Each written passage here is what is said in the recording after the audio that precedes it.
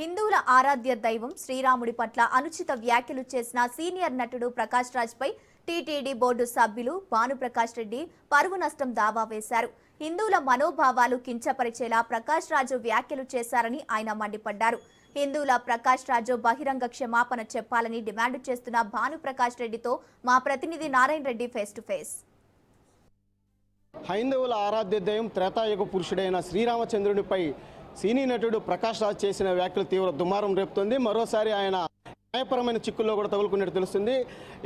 ఏదైతే ప్రకాష్ రాజ్ చేసిన వ్యాఖ్యలపైన TTD board సభ్యులు భానుప్రకాష్ రెడ్డి న్యాయస్థానాన్ని ఆశ్రయించారు. బేషరతుగా కూడా హిందువులకు క్షమాపణ చెప్పాలని ఆయన కోరడం కూడా జరిగింది. దీనిపై మనతో మాట్లాడడానికి టీటీడీ బోర్డు సభ్యులు భానుప్రకాష్ రెడ్డి మనతో ఉన్నారు. ఆయన అడిగి తెలుసుకుందాం. సార్ చెప్పండి, ప్రకాష్ రాజ్ చేసిన వ్యాఖ్యలను ఏ విధంగా చూడాలి? అసలు రామద్వేషి, ఒళ్ళు కొవ్వెక్కి ఒళ్ళు బలిసి తినింది అరక్కండా ప్రకాష్ రాజు మాట్లాడుతున్నాడు. కోట్లాది మంది హిందువుల ఆరాధ్య దైవమైనటువంటి శ్రీరామచంద్రమూర్తిని, సీతమ్మ తల్లిని, లక్ష్మణస్వామిని నోటికొచ్చినట్టు వారు మాట్లాడారు. ఇది మంచిది కాదు. వెంటనే వారి మాటలను వెనక్కి తీసుకొని బహిరంగ క్షమాపణ చెప్పాలని చెప్పి నేను డిమాండ్ చేస్తున్నాను. ఇప్పుడే వారికి లీగల్ నోటీస్ కూడా పంపించడం జరిగింది. 100 కోట్ల రూపాయలకి డెఫర్మేషన్ కూడా వారి మీద వేయడం జరిగింది. అలాగే క్రిమినల్ కంప్లైంట్ కూడా వారికి ఇవ్వడం జరిగింది. ప్రకాష్ రాజ్ నోరు అదుపులో పెట్టుకో, వీపు విమానం అయిపోతుంది.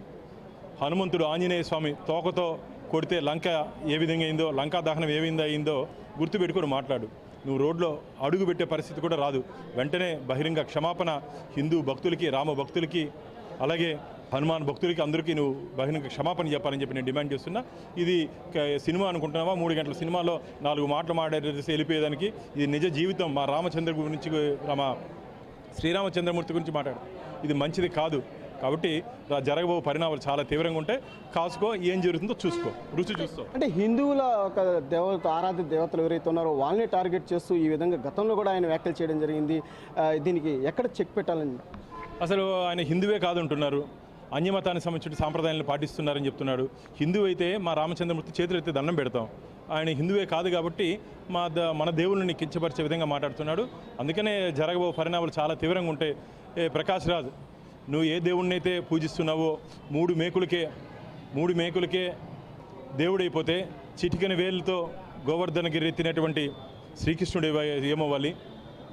అలాగే 100 యోజనాల దూరం వాయు కన్నా వేగంగా వెళ్ళినటువంటి మా హనుమంతుడు ఏమవ్వాలి? తండ్రి మాట కోసం వనవాసం వెళ్ళినటువంటి మా శ్రీరామచంద్రుడు ఏమవ్వాలి? లోక కళ్యాణం కోసం గరళాన్ని, విషాన్ని కంఠంలో పెట్టుకున్నటువంటి మా పరమేశ్వరుడు, మా శివుడు ఏమవ్వాలి? ఇవన్నీ ఒళ్ళు దగ్గర పెట్టుకొని మాట్లాడు. కాబట్టి నోరుంది కదా అని మాట్లాడితే జరగబో పరిణామాలు చాలా తీవ్రంగా ఉండబోతాయి. హిందువుల మనోభావాలను దెబ్బతీసే విధంగా ఆయన చేసిన ఈ వ్యాఖ్యలు టీటీడీ నుంచి కూడా ఏ విధంగా మీరు, అంటే ఆయన దర్శనానికి రావడానికి కానీ అలాంటివి ఏమైనా దానిపైన ఆంక్షలు విధించే అవకాశాలు ఉన్నాయి? ఖచ్చితంగా ప్రకాష్ తిరుపతిలో అడుగుపెట్టే ప్రసక్తే లేదు. అడుగు పెట్టనేమో. ఆయన దేవుడికి పబ్లిసిటీ కోసం పనిచేసే వ్యక్తి ప్రకాష్ రాజు. భగవంతుడి కోసము ఒక సంస్కారం ఉండే వ్యక్తి అయితే ఇలా మాట్లాడు. తిరుపతి అడుగు పెట్టమని చెప్పండి. ప్రకాష్ రాజ్కి ఏ విధంగా వీపు విమానం మోగుతుందో ఆ విధంగా మోగుతుంది. తిరుపతి ఎస్పీని కూడా ఆశ్రయించి ఆయనకి కంప్లైంట్ ఇచ్చే అవకాశం ఉంది. ఆల్రెడీ టైము తక్కువ ఉన్న కారణంగా ఇప్పుడు ఆన్లైన్లో మేము వారికి కంప్లైంట్ ఇచ్చాం. తొందరలోనే దాని మీద చర్యలు తీసుకుంటారు. తీసుకోకపోతే ప్రైవేట్ కంప్లైంట్ ఇచ్చేదానికి కూడా మేము సిద్ధంగా ఉన్నాం. ప్రకాష్ రాజ్ హిందువుల మనోభావాలను దెబ్బతీసే విధంగా మాట్లాడడం కూడా తాము తీవ్రంగా ఆక్షేపిస్తున్నామని, ఇలాంటి చర్యలుగా భవిష్యత్తులో పాల్పడితే కఠినంగా కూడా ఉంటాయని చెప్పి కూడా ఆయనకు హెచ్చరించడం జరుగుతుంది. ఏదైతే సినిమా డైలాగులు చెప్పే ప్రకాష్ రాజ్ కూడా హిందువుల జోలికి వస్తే కూడా తాము ఊరికినే పరిస్థితి లేదని చెప్పి కూడా చెప్పడం జరిగింది. ఇప్పటికే ఆయన పైన కూడా న్యాయస్థానాన్ని ఆశ్రయించి సుమారు 100 కోట్ల రూపాయలు కూడా పరువు నష్ట దావా వేయడం కూడా జరిగింది.